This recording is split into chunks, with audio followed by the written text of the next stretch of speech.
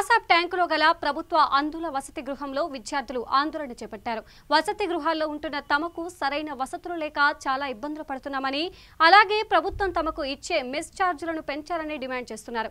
మా సమస్యలపై చాలాసార్లు ప్రభుత్వానికి విన్నవించుకున్నప్పటికీ ఇప్పటివరకు మా ప్రభుత్వం నుండి కానీ అధికారుల నుండి కానీ ఎలాంటి స్పందన లేదని, ఇప్పటికైనా అధికారులు వెంటనే స్పందించాలని, అప్పటి వరకు తమ నిరసన కొనసాగుతుందని తెలిపారు.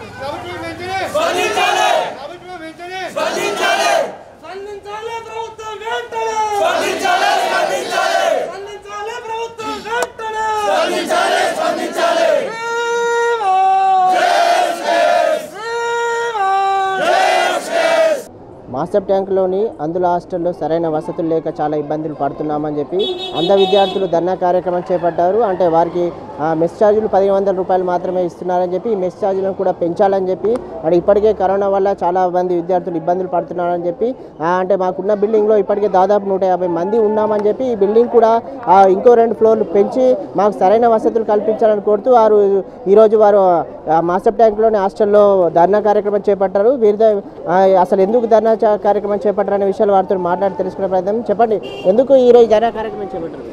మాకు ఈ సిచ్యువేషన్లో, ఈ కరోనా సిచ్యువేషన్లో మమ్మల్ని చాలా ఇబ్బంది పెడుతున్నారు. రైస్ ఇప్పుడు మాకు మెస్ బిల్లు కూడా 1500 వస్తుంది. ఆ 1500లో రోజుకు ఒక్కరికి 50 రూపాయలు. ఆ 50 రూపాయలు పొద్దున టిఫిన్, మధ్యాహ్నం లంచ్, నైట్ డిన్నర్ చాలా ఏది సరిపోకుండా ఉంది మా పరిస్థితి. అదే కాక ఇప్పుడు మాకు చదువుకోవడానికి కావాల్సిన ఆడియో రికార్డింగ్స్ చేసుకోవడానికి కావాల్సిన మాకు ఇవ్వాల్సిన అలవెన్స్ ఏవి ఇవ్వట్లేదు.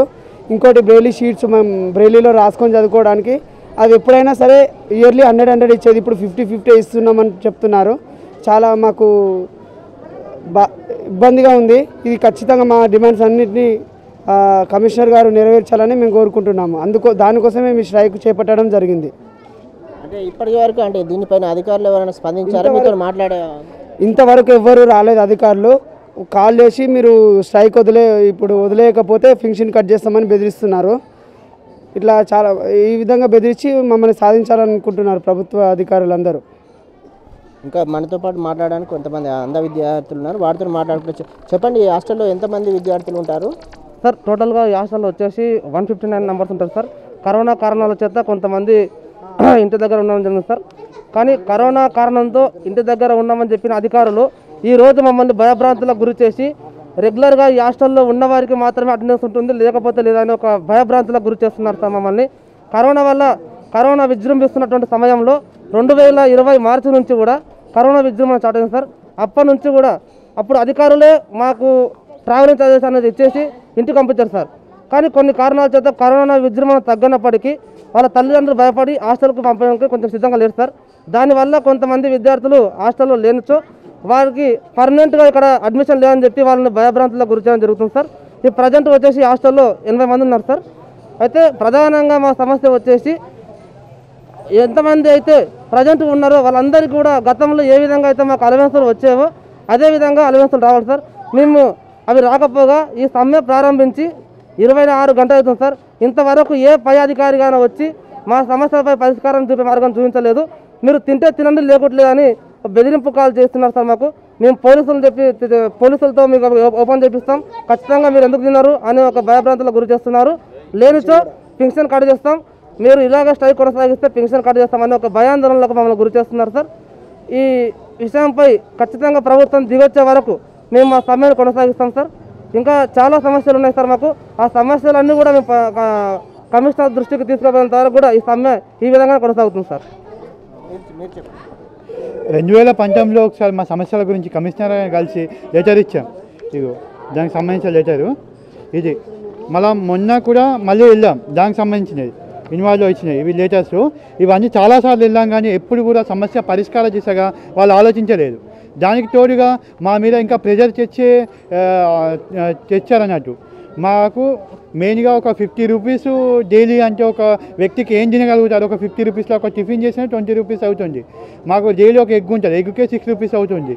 మా ఉన్న దాంట్లో 50 రూపాయలలో మేము తిని ఇమ్యూనిటీ పెంచుకొని మా ఆరోగ్యం చూసుకొని ప్లస్ మా జీవితాల గురించి ఆలోచించాలంటే ఎలా ఒక అధికారులు కూడా ఆలోచించాలి కదా. ఒక్కొక్కరికి లక్షలలో వేలలో జీతాలు ఉన్నాయి, వాళ్ళకి మాత్రం వేలలో లక్షలలో జీతాలు తీసుకుంటారు. మాకు నెలకు 1500లతో బతకమంటే అది న్యాయమేనా? వాళ్ళకు ఒకసారి ఆలోచించాలి.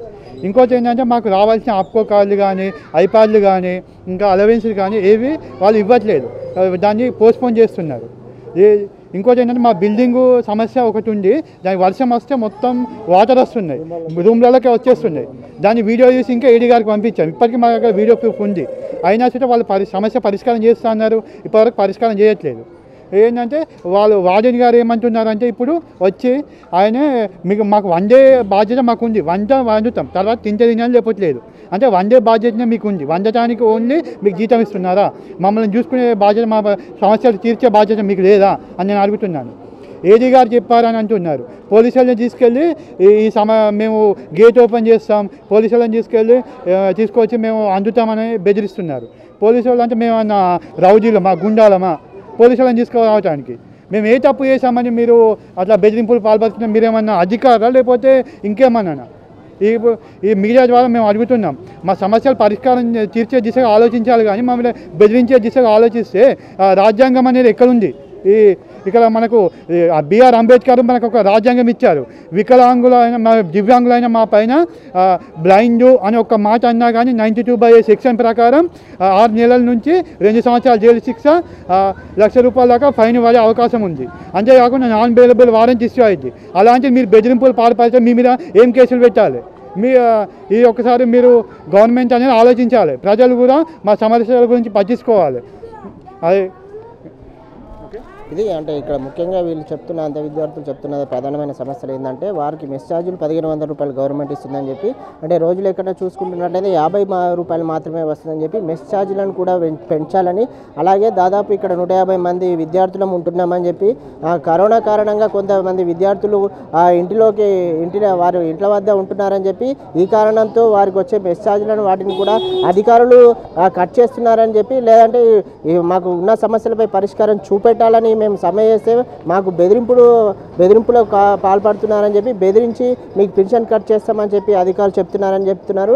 అయినా ఇప్పటికైనా కమిషనర్ గారు దీనిపైన వెంటనే స్పందించి మాకున్న సమస్యలను వెంటనే ఈ సమస్యలకు శాశ్వత, అంటే గతంలో కూడా 2019లో కూడా ఇలాంటి ధర్నాలు చేపట్టామని చెప్పి అప్పుడు కూడా చాలా వినతి పత్రాలు ఇచ్చామని చెప్పి, కానీ అప్పుడు స్పందిస్తామన్న ప్రభుత్వం కానీ అధికారులు కానీ ఇప్పటి వరకు స్పందించలేదని చెప్పి వీటిపైన వెంటనే స్పందించి వారికి తగు న్యాయం చేయాలని చెప్పి ఇక్కడ అందరు విద్యార్థులు డిమాండ్ చేస్తున్నారు. కెమెరా పర్సన్ గురుమూర్తితో నవీన్, VT న్యూస్, మాసప్ ట్యాంక్, హైదరాబాద్.